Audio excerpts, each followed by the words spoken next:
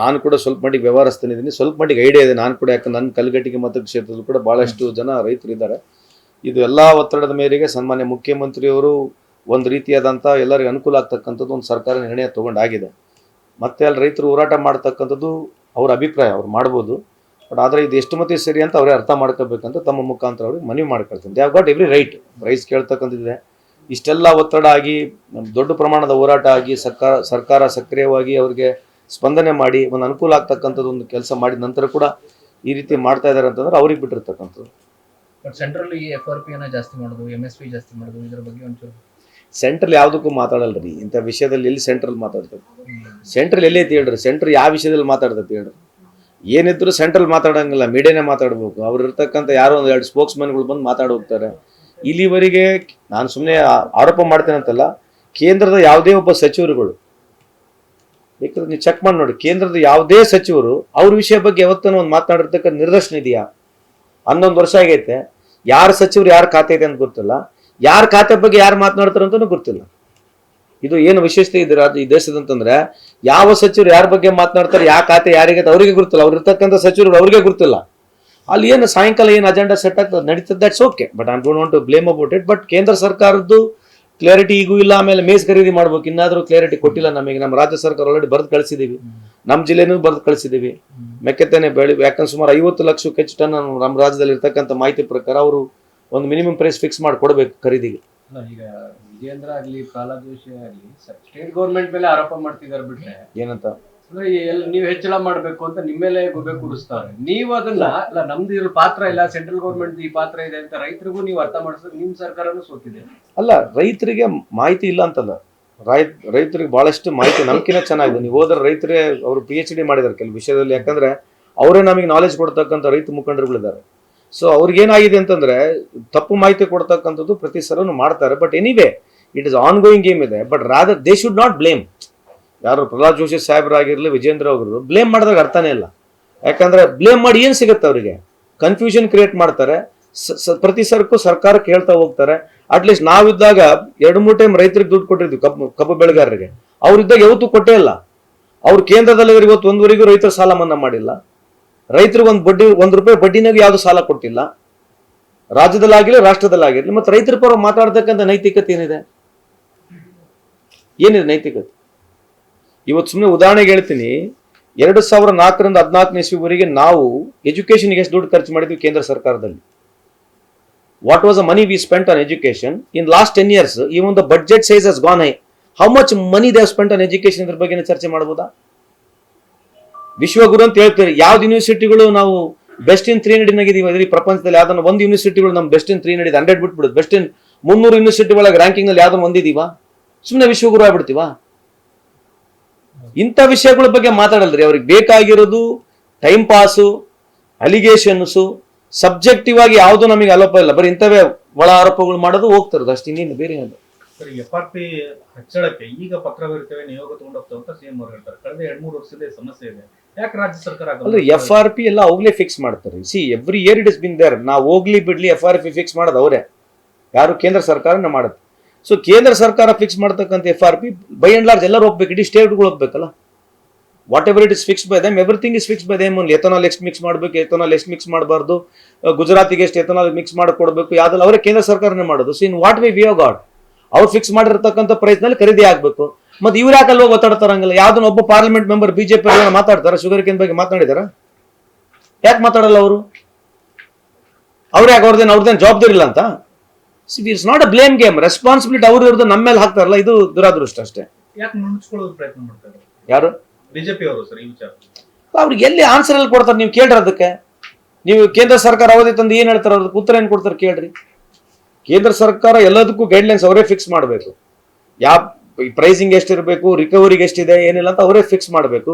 ಅವ್ರು ಫಿಕ್ಸ್ ಮಾಡಿದ್ಮೇಲೆ ತಾನೇ ನಡೀತಾ ಇರತಕ್ಕಂಥದ್ದು. ಸೊ ಇವತ್ತು ಫಿಕ್ಸ್ ಅವರೇ ಮಾಡೋದ್ರಿಂದ ರಾಜ್ಯ ಸರ್ಕಾರದ ಮೇಲೆ ಹಾಕಿದ್ರೆ ಏನಿದೆ ಅವರಿಗೆ? ರಾಜಕೀಯ ಲಾಭ ಬೇಕು, ಹೋಗ್ತಾರೆ ರೈತರ ಜೊತೆ ಎಲ್ಲ ಹೋರಾಟ ಮಾಡ್ತಾರೆ. ಅಲ್ಲೇ ಡೆಲ್ಲಾಗ ರೈತರು ಹೋರಾಟ ಮಾಡಕ್ಕಲ್ಲಿ ಅವ್ರಿಗೆಲ್ಲ ಟೆರರಿಸ್ಟ್ ಅಂತ ಹೇಳಿದ್ರು. ಇವರು ಅವ್ರ ಸರ್ಕಾರ ವಿರುದ್ಧ ಯಾವ್ದಾರು ರೈತರು ಹೋರಾಟ ಮಾಡಿದ್ರೆ ಅವ್ರು ಟೆರರಿಸ್ಟ್, ಇವ್ರು ಹೋರಾಟ ಮಾಡಿದ್ರೆ ರೈತರು ಇವರು. ವೋಟ್ ಚೋರಿ ವಿಚಾರದಲ್ಲಿ ದೊಡ್ಡ ಅಭಿಯಾನ ನೀವು ಮಾಡ್ತಾ ಇರಬೇಕು. ಕಾಂಗ್ರೆಸ್ ಓಟ್ ಚೋರಿ ಮಾಡಿರುವಂತ ಏ ಬಿಡ್ರಿ. ಅಂತಂದು ಅವ್ರು ಅವ್ರು ಕಳ್ರಿ, ಅವರು ನಾಚಿಕೆ ಮಾನ ಮರ್ಯಾದೆ ಏನಿದೆ ಅಂದ್ರೆ ಅವ್ರಿಗೆ ನಿಜಕ್ಕೂ ರೀ ಪ್ರಜಾಪ್ರಭುತ್ವ ವ್ಯವಸ್ಥೆಯಲ್ಲಿ ಏನೋ ಅವ್ರಿಗೆ ನಾಚಿಕೆ ಮಾನ ಇನ್ನೂ ಅದನ್ನು ಮುಚ್ಕೊಳಕ್ ಹೋಗ್ತಾರೆ, ಇನ್ನಾದ್ರೂ ಮುಚ್ಕೊಳಕ್ ಹೋಗ್ತಾರೆ.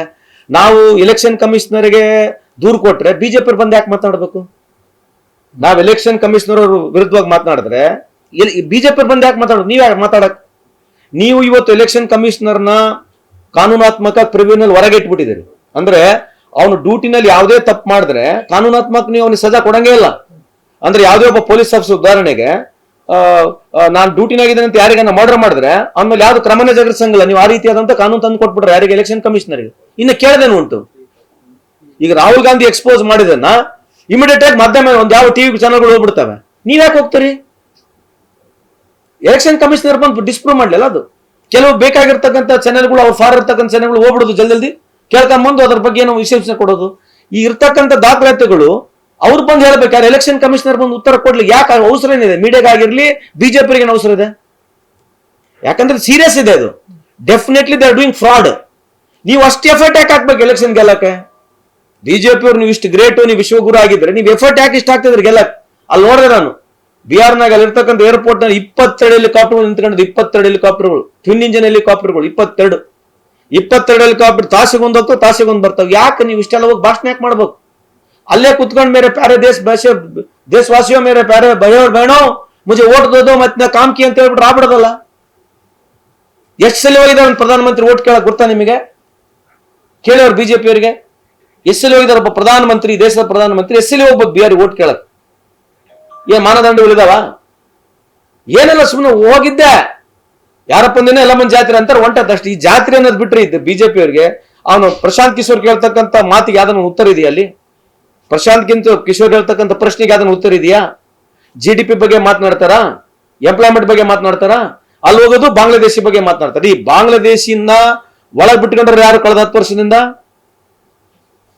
ಬಾಂಗ್ಲಾದೇಶ ಎಂಟ್ರಿ ಆಗಕ್ ಬಿಡೋರು ಯಾರು? BSF ಬಾರ್ಡರ್ ಸೆಕ್ಯೂರಿಟಿ ಫೋರ್ಸ್ ಆದ ರಾಜ್ಯ ಸರ್ಕಾರಗಳು ನಡೆಸುತ್ತಾ? ಅಲ್ಲಿ ಹೋಗಿ ಸುಮ್ಮನೆ ವೆಸ್ಟ್ ಬೆಂಗಾಲ್ ಮೇಲೆ ಹೇಳ್ಬಿಡೋದು, ಮಮತಾ ಬ್ಯಾನರ್ಜಿ ಮೇಲೆ ಹೇಳ್ತಾರೆ. ನೀವು ಬಾರ್ಡರ್ ಸೆಕ್ಯೂರಿಟಿ ಫೋರ್ಸ್ ನೀವು ಮಾಡ್ತಕ್ಕಂಥದ್ದು, ಒಳಗ್ ಬಂದ್ರು ಜವಾಬ್ದಾರಿ ನೀವೇ, ಬಿಹಾರ್ ನಲ್ಲಿ ಇದ್ರು ಜವಾಬ್ದಾರಿ ನೀವೇ. ಬಿಹಾರದಲ್ಲಿ 25 ವರ್ಷದಿಂದ ಬಿಜೆಪಿ ಆಡಳ್ತಿದೆ. ಮತ್ತೆ ಅಲ್ಲಿ ಪ್ರತಿಯೊಬ್ಬರು ಯಾರನ್ನ ಇದ್ರೆ ಬಾಂಗ್ಲಾದೇಶವ್ರ ಜವಾಬ್ದಾರಿ ಯಾರ್ದು? ಅದ್ರ ಮೇಲೆ ಒಟ್ಟು ಕೇಳ್ತಾರೆ. ಕಾಂಗ್ರೆಸ್ನವ್ರು ಬಂದ್ಬಿಟ್ರೆ, ಅವ್ರು ಲಾಲು ಪ್ರಸಾದ್ ಅವ್ರ ಪಾರ್ಟಿ ಬಂದ್ಬಿಟ್ರೆ ಇಲ್ಲಿ ಬಿಹಾರ್ನಾಗ ಹಿಂಗಾಗತ್ತಂತ ಏನ್ ನಾಚಿಕೆ ಮಾನ ಮರ್ಯಾದೆ ಏನ್ ಇಲ್ಲೇ ಇಲ್ಲ. ಏನ್ ಸಿಕ್ಕಿದ್ ಹೇಳೋದು ಅಷ್ಟೇ, ಹೋಗ್ತಿರೋದು. ಜನರು ದಡ್ರೆ ಓಟ್ ಹಾಕ್ತಾರ ಲೆಕ್ಕ ಕಣ್ಕೊಂಡ್ಬಿಟ್ಟಾರೆ. ಜನ ಪಾಠ ಕಲಿಸ್ತಾರೆ ಈ ಬಾರಿ ಅವರಿಗೆ. ಇನ್ನಾದ್ರೂ ಫೇರ್ ಎಲೆಕ್ಷನ್ ಮಾಡಕ್ ರೆಡಿ ಇಲ್ಲ ಅವರು. ಸೆಕೆಂಡ್ ಫೇಸ್ ನಲ್ಲಿ ಮತ್ತೆ ಆದ್ರೂ ಕೂಡ ಡಿಜಿಟಲ್ ಎಲೆಕ್ಷನ್ ಯಾವುದು ಎಲೆಕ್ಟ್ರಲ್ ಕೊಡ್ಲಿಲ್ಲ ಲಿಸ್ಟ್, ಮತ್ತೆ ಚೇಂಜ್ ಮಾಡಿದ್ರು ಅವರು. ಆ ಸುಪ್ರೀಂ ಕೋರ್ಟ್ ಹೇಳಿದ್ಮೇಲೆ 65 ಲಕ್ಷ ಓಟ್ನ ವಾಪಸ್ ಇದೆಯೋ ಇಲ್ಲೋ ಗೊತ್ತಿಲ್ಲ. ಆಮೇಲೆ ನೀವು ನೋಡಿ, ಒಬ್ಬೊಬ್ಬ ಬಿಜೆಪಿ ಮುಖಂಡರುಗಳು 5 ರಾಜ್ಯದಲ್ಲಿ ವೋಟಿಂಗ್ ಮಾಡ್ತಾ ಇದಾರೆ. ಒಬ್ಬ ಬಿಜೆಪಿ ಮುಖಂಡರುಗಳು 5 ರಾಜ್ಯದಲ್ಲಿ ವೋಟಿಂಗ್ ಮಾಡ್ತಾ ಇದಾರೆ. ಮೊನ್ನೆ ನಡ್ತಕ್ಕಂಥ ಡೆಲ್ಲಿ ಯೂನಿವರ್ಸಿಟಿಯಲ್ಲಿ ಅಲ್ಲಿ ಲೆಕ್ಚರ್ ಆಗಿ ವೋಟ್ ಆಗಿರ್ತಾವೆ. ಅಲ್ಲಿ ಇರ್ತಕ್ಕಂಥ ಪ್ರೊಫೆಸರ್ ಅಲ್ಲಿ ವೋಟ್ ಹಾಕಿದ್ದಾನೆ. ಈಗ ತಿರ್ಗಾ ಒಂದ್ ತಿಂಗಳಾಗಿಲ್ಲ ಇಲ್ಲಿ ಬಂದು ಬಿಹಾರ್ನಲ್ಲಿ ವೋಟ್ ಮಾಡ್ತಾನೆ. ಕೆಲಸ ಮಾಡ್ತಿರ್ತಕ್ಕಂಥ ಅಲ್ಲಿ ಬಿಹಾರ್ನಲ್ಲಿ ಬಂದು ವೋಟ್ ಮಾಡ್ತಾನೆ. ನಡೀತದೆ. ಇದು ಬಿಜೆಪಿ ಅವರಿಗೆ ಖುಷಿ ಅನ್ಸಿದ್ರೆ ನಾವೇನ್ ಮಾಡೋಣ ಇದನ್ನ? ಪೊಲಿಟಿಷಿಯನ್ಸ್ ಗಳು ಅವ್ನು ಕಲ್ಸಿದಾರಲ್ಲ ಸರ್, ಮೇಯರ್ ಎಲೆಕ್ಷನ್ ಇದ್ರೆ ಯಾವ್ದೋ ಬೇರೆ ಡಿಸ್ಟ್ರಿಕ್ಟ್ ಅಲ್ಲಿ ಇರ್ತಾರೆ, ಇಲ್ಲಿ ಬಂದು ವೋಟ್ ಚೇಂಜ್ ಅಲ್ಲ, ಮೇಯರ್ ಎಲೆಕ್ಷನ್ ಅದು ಒಂದು ಕಂಟೆಸ್ಟ್ ಮಾಡ್ಲಿಕ್ಕೆ ಅವಕಾಶ ಇದೆ. We are not talking but contesting. Legal ಅವಕಾಶನೇ ನೀವು ಕೊಟ್ಟ ಮೇಲೆ ಬಳಸ್ಕೊತಾರೆ. Contesting is different from coming and voting. ನೀವು ವೋಟಿಂಗ್ ಮಾಡ್ಬೇಕಂದಾಗ ರೆಸಿಡೆಂಟ್ ಆಗಿರ್ಬೇಕು. ವೋಟಿಂಗ್ ಮಾಡ್ಬೇಕು, ಕಂಟೆಸ್ಟ್ ಮಾಡೋದ್ರೆ ಏನ್ ತೊಂದ್ರೆ. ನಿಮಗೆ ಯಾರನ್ನ ನಿಮಗೆ ಸೂಚಕರು ಬೇಕಷ್ಟೇ. ನಿಮಗೆ ನೀವೆಲ್ಲ ಜಮ್ಮು ಕಾಶ್ಮೀರ ಹೋಗಿ ನಿಂದಿರ್ಬೋದು, ಸೂಚಕರು ಬೇಕಷ್ಟೇ ಹೋಟೆಲ್ ಲಿಸ್ಟ್ನಾಗಿರೋರು. ನೀವು ಅಲ್ಲಿ ವೋಟ್ ಹಾಕ್ಬೇಕಂದ್ರೆ ರೆಸಿಡೆಂಟ್ ಆಗಿರ್ಬೇಕು. ಇವ್ರು ಯಾರು ರೆಸಿಡೆಂಟ್ಗಳು ಇರಂಗಿಲ್ಲ. 5 ಜಿಲ್ಲೆದಲ್ಲಿ 5 ರಾಜ್ಯಗಳಲ್ಲಿ ವೋಟ್ ಹೋಗಿ ಹಾಕ್ತಾರೆ. ಇದು ವಿಶ್ವಗುರು ಕ್ಲಾರಿಟಿ ಎಷ್ಟಿದೆ ನೋಡ್ರಿ. ಒಬ್ಬೊಬ್ಬ ಬಿಜೆಪಿ 5 ಟೈಮ್ ವೋಟ್ ಹಾಕೋದು ಬೇರೆ ಬೇರೆ ರಾಜ್ಯಗಳಲ್ಲಿ ಹೋಗಿ. ಇದು ಗ್ರೇಟ್ ಕಾಂಟ್ರಿಬ್ಯೂಷನ್. ಇದು ಗ್ರೇಟೆಸ್ಟ್ ವಿಷನರಿ ನಮ್ಮ ಲೀಡರ್ಗೆ. One of the finest visionary leader ನಮಗೆ ಸಿಕ್ಕಿರೋದೇನಂತಂದ್ರೆ ವೋಟ್ ಹೆಂಗ್ ಕಳ್ತನ ಮಾಡ್ಬೇಕು, ಮೋಸ ಹೆಂಗ್ ಮಾಡಿ ಗೆಲ್ಬೇಕು.